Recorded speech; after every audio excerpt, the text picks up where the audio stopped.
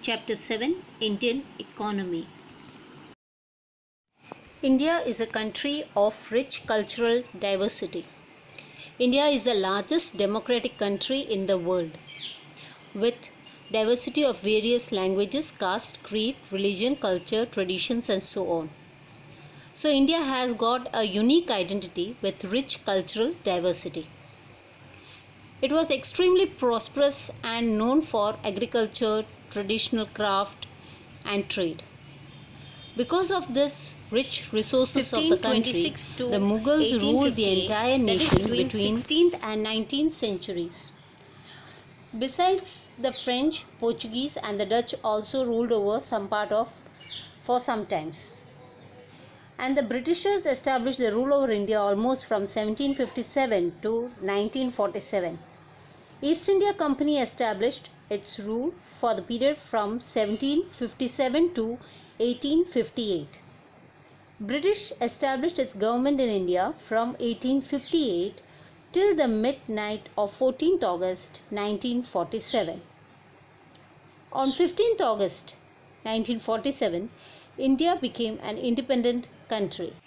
Ancient India.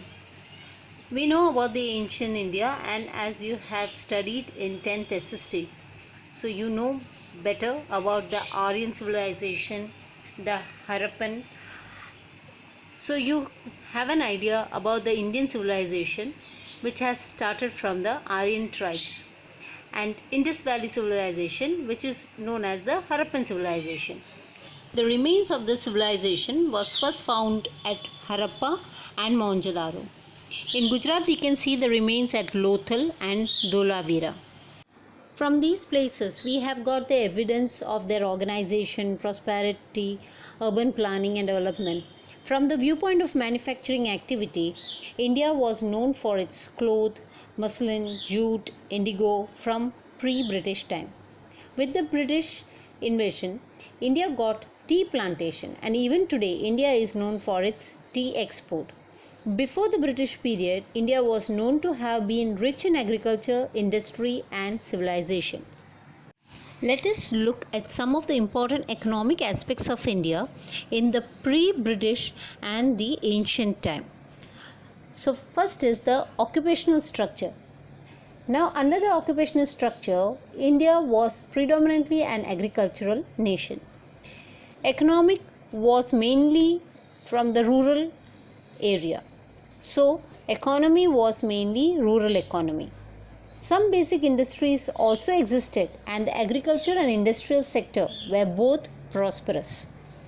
First, the agriculture. Indian agriculture sector was prosperous and variety of crops were grown. Rural areas were self-reliant, and basic necessities like grains, vegetables, fruits, clothes, shoes, etc. were produced in the village economy, as well as cattle rearing and dairy farming were also done. Thus village life was happy. Second is industries. India was a prominent center of producing cotton, jute, muslin, wood, idol making, indigo, earthenware, etc.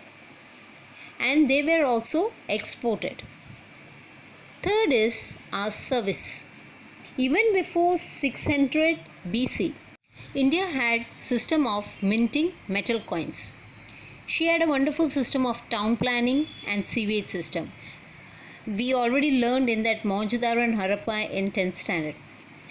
Then stable political system, unity among people. Owing to all these healthy factors, India's trade in agriculture and manufactured goods were booming. We can find evidence of all these facts at a historical village of Lothal in Gujarat. Second was national income and economic prosperity. According to historian Angus Maddison, India was extremely prosperous and had a share of 25% of the world wealth during the time of Maurya dynasty. At that time, most regions of the present India were under one rule. During the Mughal rule, India boasted of having almost 90% of the wealth of the entire southern Asia. Even at that time, India used to earn high taxes. During the rule of Aurangzeb around 1700 AD, India's national income was 10 crore pounds.